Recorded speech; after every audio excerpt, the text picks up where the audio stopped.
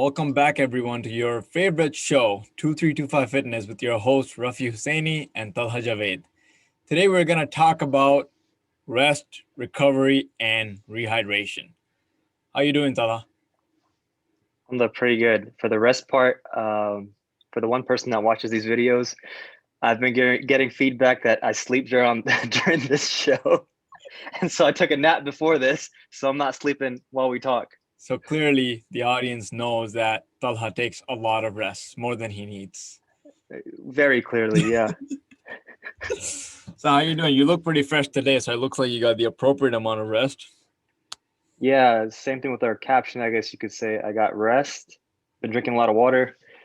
I think you showed me your little Right gallon here, right before. as water. Stay hydrated. Yeah. So yeah, everything is good. How's your workouts been these days? Have you been being Um, consistently? You back in the routine? Yes, it's a mix of things. Like, let's say some days I have a lot of things to do, I still keep that consistency going, but I might do less. But in the long term, everything's not as difficult as it used to be. So consistency was key. And I Right. already know that from experience, but yeah. That's really good. For me as well, I've been trying to like push myself. Certain days, man, to be honest, it's been very difficult, especially staying at home. I wake up and I'm just like so fatigued, and then I always debate that if I should work out today. And then I realize that why am I so like fatigued? And then I just realized that, oh, I didn't have a good night's sleep. Hmm. And then that plays a huge role because for someone that's constantly working out 6 7 days a week, if I'm not resting my body, then I think it kind of plays a role into where my performance in the gym or overall my body function starts to go down. And rest is such a huge key when it comes to losing weight or training or building muscle, because your body is in for example, if you work out for 10 hours a week, 158 hours of the entire week you're basically period, right? That's like 95% of your time. What are you doing on that time? When you go back to the gym, you see that your body's very sluggish, not energetic. So I think rest plays a huge role when it comes to building muscle or like losing weight or any kind of changes that you put your body through.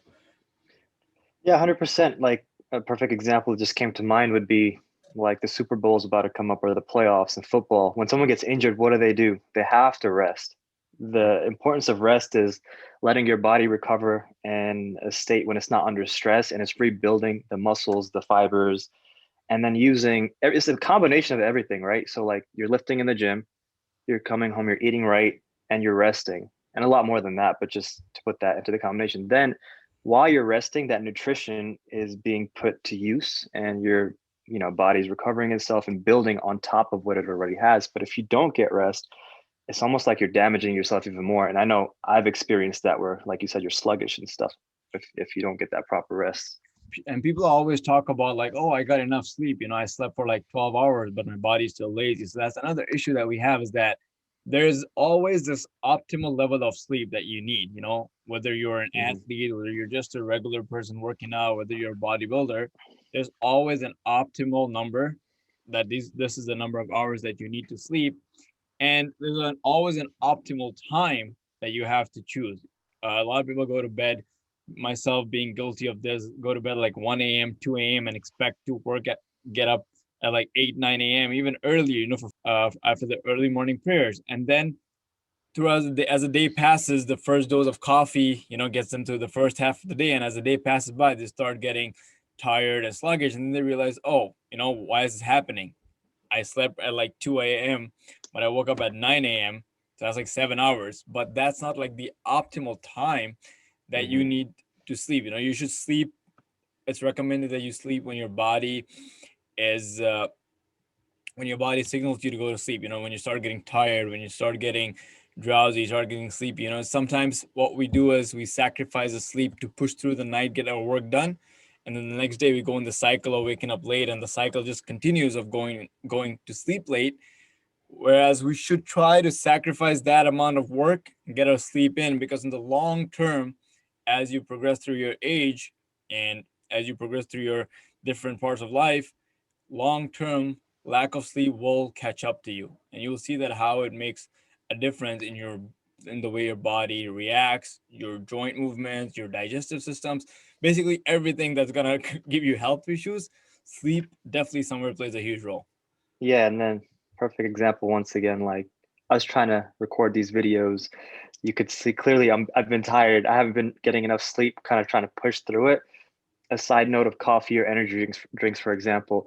I tried that, but it catches up and you do need that rest. You can't just forcefully stay awake and think it's going to be okay and push through it. You really do need that rest. Exactly. And I think it's very important to let our audience know that what does rest entail? You know, it's not just sleep. It's literally everything that you do for your body to be stable outside of working out. You know, that includes your sleep, of course, your Hmm. water intake, your nutrition, your stretching, your walking, your movement, your mobility. A lot of these things play a huge factor. So let's cover let's cover what nutrition means when it comes to rest. It's basically giving your body ample food, the right amount of food for the amount of work you're putting in. For example, if you're an athlete that sprints, or an athlete that runs a marathon, or an athlete that's playing soccer, you can 100% not be on like a completely low carb diet in a calorie deficit every single day, because your body will start draining you. Your body will lose that energy that it needs from carbs, because as a sprinter, as a professional athlete or a semi-professional athlete, your body demands a lot of you. And again, we are talking this about normal people, day-to-day people. We're not talking about like elite level athletes, because anyone who is at an elite level in whatever sport they are Hmm. 100% on supplements. And the reason for that is they take supplementation. You know, they have the melatonin pills for their sleep. They have a lot of vitamins that they need to take. They have a lot of shakes, a lot of greens, everything that keeps their body running. But for an average person like you and I, who's not going through these stages every single day, I think having the right amount of carbs, fats, proteins, fruits, vegetables, and the right nutritious food is very important when it comes to rest and recovery. So now that we covered nutrition, let's talk about water. How and why water plays a huge role in rest. Water is one of the key essential components of our body. It is said Hmm. that as human beings, we can definitely survive without food, or we can't survive without water. And Talha, I'm pretty sure you can attest to this as well. And I personally have seen so much difference when I drink water versus when I don't. Now, when I don't drink water, my body is constantly dehydrated. I can't go for runs. I can't do longer workouts. I can't sleep. My body starts getting headache. My skin gets super dry, and all these factors come into play by making my body more fatigued. And of course, that goes into a whole aspect of rest and recovery, which I'm not getting. But if I drink plenty of water, it gives me so much benefits that I can overcome my fatigue. And as a matter of fact, water is known to overcome fatigue compared to coffee. So, water and staying hydrated is very, very important when it comes to rest and recovery. Just to put it into perspective, is if you just look at the composition or how a body's built, is 50 to 70% is, based off of water. So if you take a car and it's low on, I don't know, oil or something, and you're trying to drive that car, sooner or later there's going to be components of it that mess up. Similarly, the body, if it's made of 50 to 70% of water, you need to have that properly hydrated so everything's functioning properly. Like the kidneys are properly hydrated to filter out what's necessary. Whatever things you're eating and drinking are properly flushed out of the body system. So water is so essential. Also, like for your joints, if your joints are dry, well, first of all, hopefully they're not, but they're not properly moving and being lubricated. And the more you keep yourself hydrated, the longer lasting those joints will last, along with other things like the way you're doing exercises and how heavy you're pushing weight and stuff like that. But overall, the importance of water is crucial. Right. And moving on from water, when we talk about rest and recovery, and we're definitely going to go into detail in water in itself, because I think letting the audience know that what wonders water does for your body is very important. Talking about rest and recovery, it's very important for us to stretch on a day-to-day basis. I Hmm. think it's it can be emphasized more that whether you're working out, whether you're not working out, whether you're an athlete, whether you're a professional bodybuilder, whether you're a just an average person, who wants to lead a healthy and fit lifestyle, you have to stretch. It will take maybe 10 minutes of your day, but if you do proper stretching, it will help you so much with your joints, with your muscles, with your strength, with your stability, with injuries. A lot of people get day-to-day injuries as people who have never worked out in their life, when they get to a certain age, they start getting back issues, knee Hmm. issues. And the reason for that is their entire life they put so much loads, did so many things, but they never really paid attention to mobility work or stabilization work or stretching for that matter. I think stretching plays a very, very huge role when it comes to leading a healthy lifestyle, a lifestyle which is going to allow you to perform your day-to-day activities without any Yeah, issues. I agree. I've And seen it in my personal experience as well. Let's say 2 or 3 months goes by and I don't stretch properly. I could see it in my performance if I play basketball or something, just how high I'm jumping, for example. Also, yoga, which is a lot of stretching in yoga, leads to strength that people don't realize because the more you stretch your muscles, the more range of motion you have and the more you're using those muscles. And then you're working out those muscles even more than you would think because you're using it to a bigger and wider capacity. Rather than short movements, you're doing wider movements and you're engaging more of that muscle in those movements. So essentially, while you're stretching and having these wider range of movements, you're working out that muscle even more. So I can testify to that. I can testify that stretching definitely helps with range of movement, of course, we know that, but also with strength, surprisingly, which people don't realize how much it assists with that. there are definitely different kinds of stretching that people can get into. There is a static stretching, which is, holding something for a longer time. There's just standing stretching where you just literally stretch a specific body part for certain amount of seconds. Really get into the kind of stretching that you want for your goals. You know, we talked about goals in the past, we talked about nutrition in the past, and stretching plays a huge role when it comes to fitness. There's no doubt about that. Any fitness professional will tell you this. And as a matter of fact, if you are working with a personal trainer, if you're working with anyone right now, if they are not putting you through a mobility or a stretching routine, then you need to really question them and ask them that why am I not stretching my body? Why am I not going through these stages? And that's something that for me played a huge role as well when I was recovering from my ACL tear and doing my therapy, because first thing they put me through was stretching, only stretching workout. Before they even gradually put me through weights or any heavy lifting, they made sure that I was stretching constantly for about 2 weeks before they even gradually put me on weights, because they wanted to make sure that my muscles are flexible and they're able to support each other when I put the load on them. So Mhm. stretching is something that's emphasized for all ages at any point of life, and do it as often as you can. You don't need to work out for it. You don't need to find an excuse. Just wake up in the morning, stretch for 10 minutes, find your favorite stretches that you want online, and you can definitely see your body go through a lot of changes. Another form of recovery is doing a self myofascial massage, which is basically a foam roller.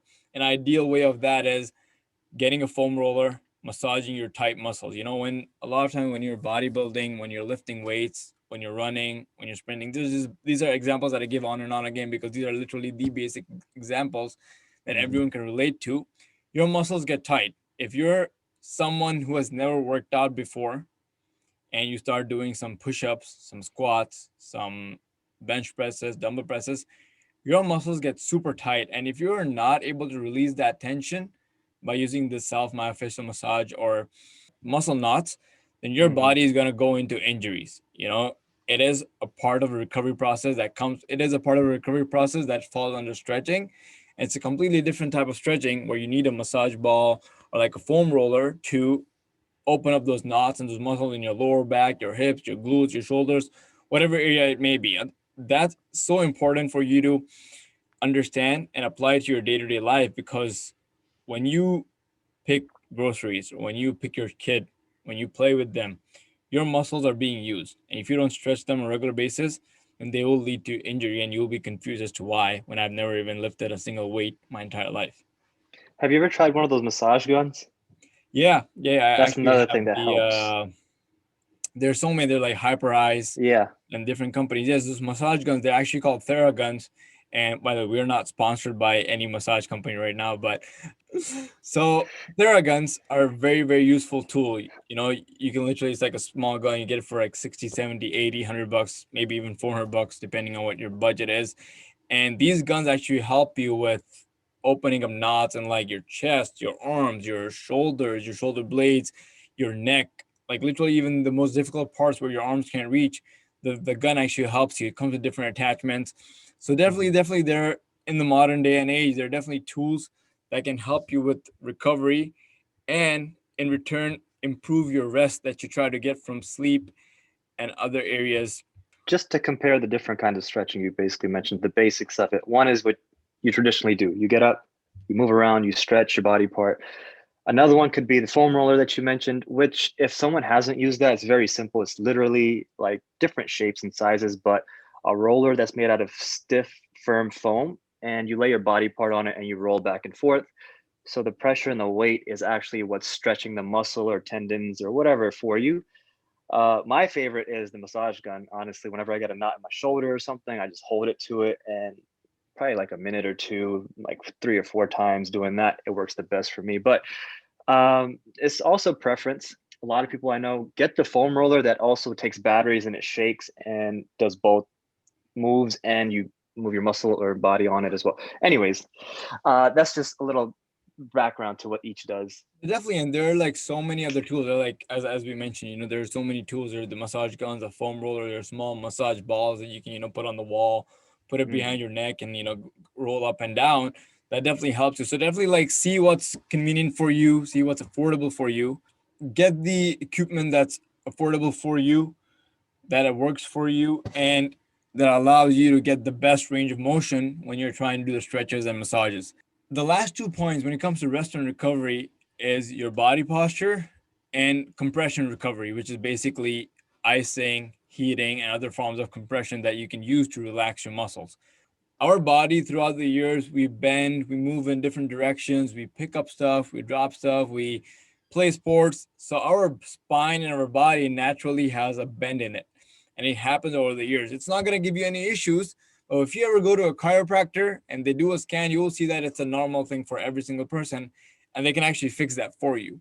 But before you even get there, you should always try to understand how we can fix it ourselves. For example, pretty much all of us these days are on our cell phones. We do everything on our cell phone and we always hunch down or our neck is bent down. So we should always be more cautious about our posture by keeping the phone up, trying to sit in an upright position, trying to hold our lower back tighter than it is instead of slouching. These are some examples that you can do, and there's many more that you can do to fix your posture. Um, I feel like a lot of us won't even realize that what you're talking about is super essential and important because you might be working on a computer. Even if it's 3 hours a day, it adds up weeks, months, a year. And that slouch or just the elevation your elbow is at is creating tension in your rotator cuff or your shoulder, or on the phone for an hour and your arm is raised like this. And over time, you start creating small tensions in different muscle groups. And then it turns to some small injury like a strain, and then it gets bigger and bigger because you continuously do that stuff and you don't take the proper care or stretching or change what you're doing. So whatever you're saying is in our daily lives. It's nothing, you have to do to be your heavy power lifter. That's the only time it happens. Or what Ruffy is mentioning is everything in our daily lives. It's not like a special athlete only goes through those things. An average person like myself and Ruffy goes through the same exact thing. And over a long period of time, it adds up. And that one body part or multiple body parts, who knows, um, gets put under unusual tension at different angles, and you need to take care of that. And then to go back to what you said about compression and heat, the heat method, for example, there's a heat and cold method. What that does is when you heat a body part, you're basically letting it like I guess expand or get the blood flowing in a way. Then you put cold, heat, cold, heat, cold. It's called a hot and cold treatment. You want the blood flow to go in and out, in and out. And what that does is the blood has nutrients going to that muscle part and then circulating out, in and out. And in a way, that's another form of recovery. And while you're resting, you're assisting your blood to flow in and out in a way. I'm not a doctor, but that's one of the treatments athletes use. for like swelling in an area or stiffness. So just another form of that as well. It's a good point that you brought up, which reminded me a couple days ago, I was like, for some reason, I was doing something on my phone with this hand, and I was doing the same thing on my phone, and I was putting my pressure, like I was leaning into my arm while I was doing something on my phone. So for some reason, I was leaning into my arm and I was doing something on my phone, and I was putting a lot of pressure on my arm from my elbow and my biceps and my forearms. They were like completely bent in. And then when I released it, when I kept my phone down, there was a pain that ran through my arm, like a stiffness.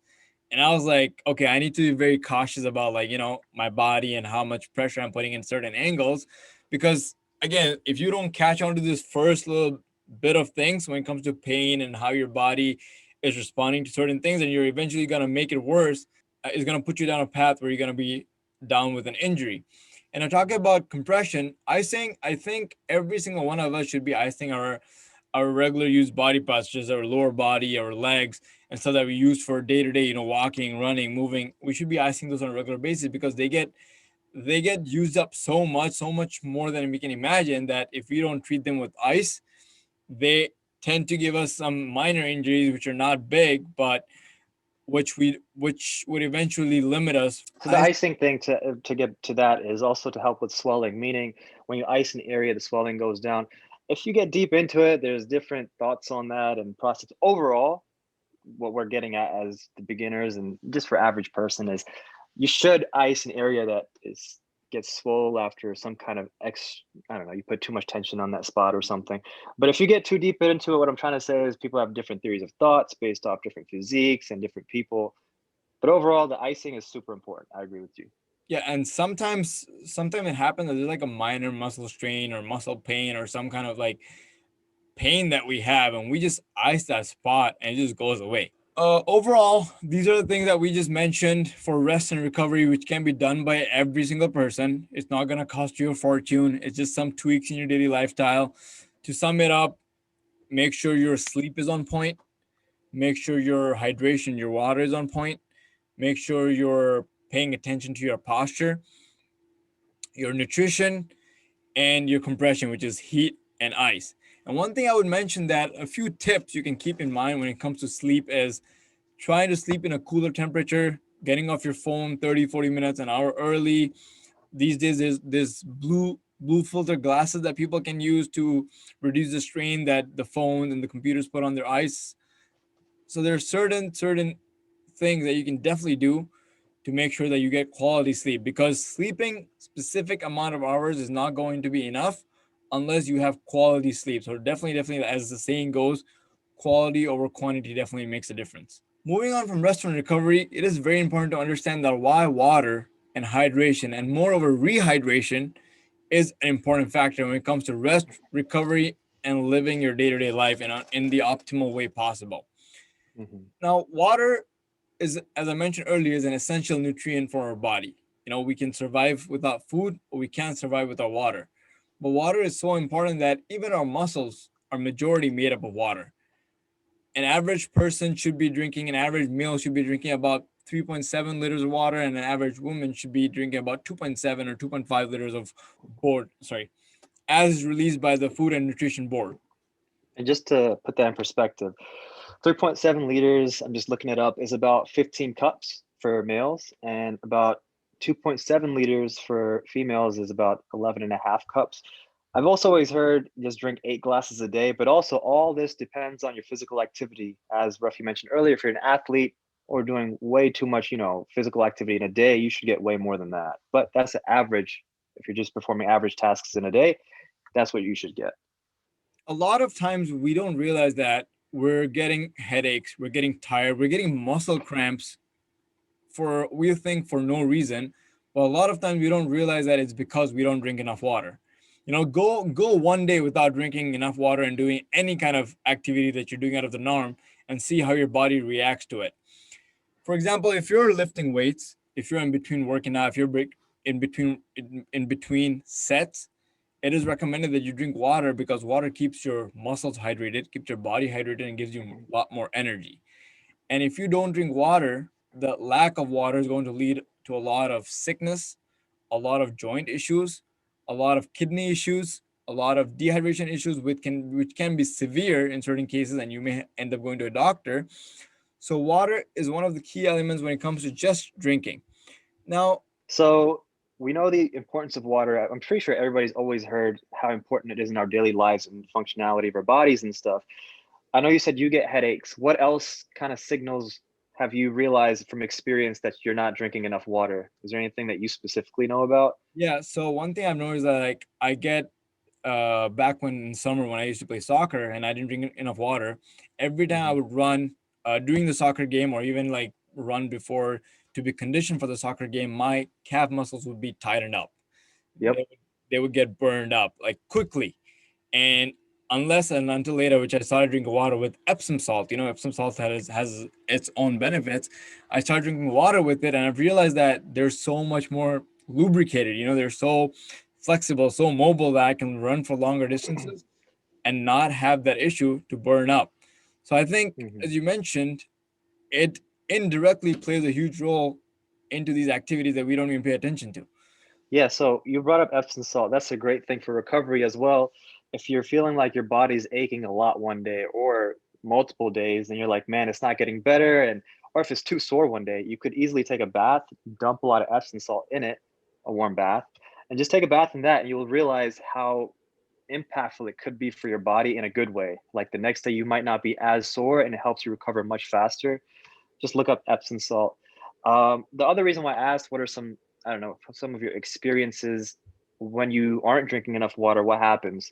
One is, and I didn't know this one, when you rarely feel thirsty, that's a sign of you being, dehydrated in a sense.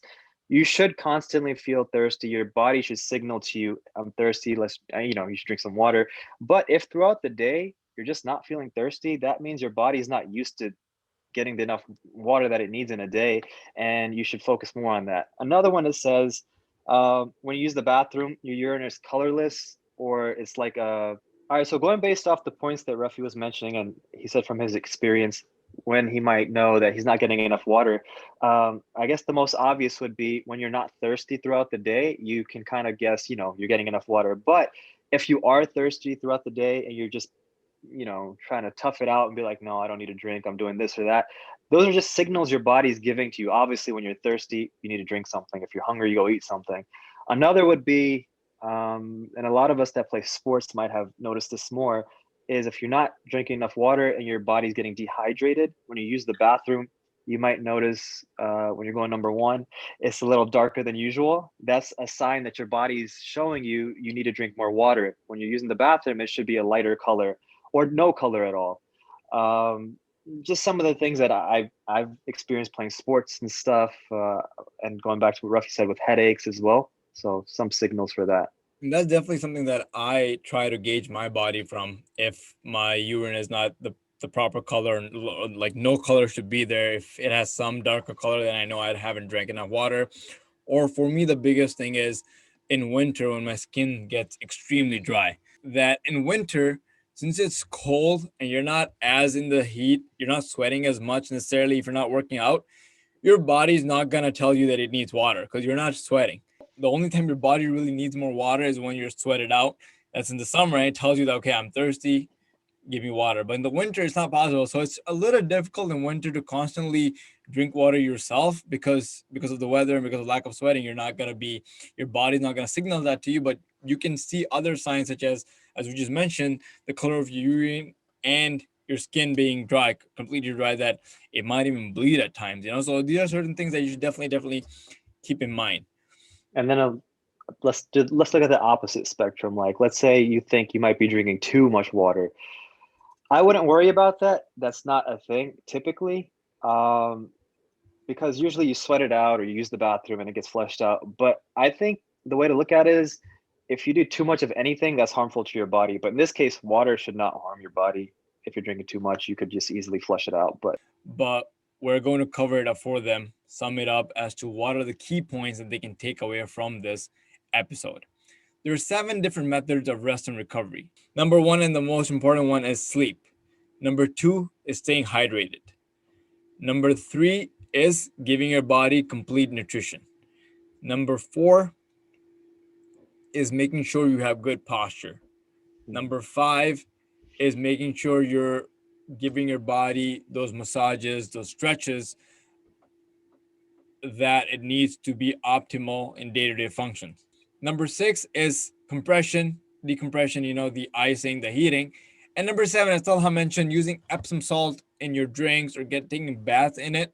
These are some key points, and there are many, many, many more out there, but definitely there's the 7 key points that you should keep in mind to ensure that you get optimal rest and recovery. Now, to sum it up for water, as to why water is important and why water plays a huge role, there are 10 main reasons why water is so important for us in our day to day lives. Number 1, if you don't drink water, simply put, you will die because you can't survive without water, but you can survive without food. The number 1, drink water to survive. Number 2, it prevents cancer. Number 3, it enhances your mood, makes you more happy, makes you more energetic, makes you less cranky. Number 4, it helps you perform better in your day to day life, in your gym, in workout, and studying, helps you focus, perform better. Number 5, it helps you lose weight. Water helps you consume less calories and helps you lose weight through that avenue. Number 6, it lubricates your joints and keeps your muscles fresh and moving all the time. Number 7, it flushes out waste and bacteria to the form of urine, which is important for your body to naturally. Number 8, it prevents headaches. Number 9, it makes your skin look fresh.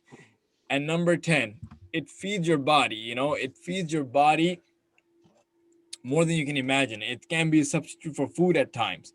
So these are your 10 points. Again, to sum it up, drink water for survival. It helps you prevent cancer. It helps you be less cranky. It helps you perform better. It helps you lose weight.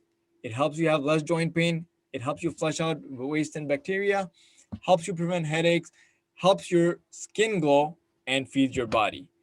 And to close off this episode, I would just give 4 main tips, 4 small tips for you to be able to drink water every single day, enough for your body.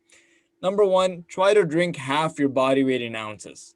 Number 2, carry a water bottle everywhere you go or request for water everywhere you go, whether it's a restaurant, whether it's any meeting.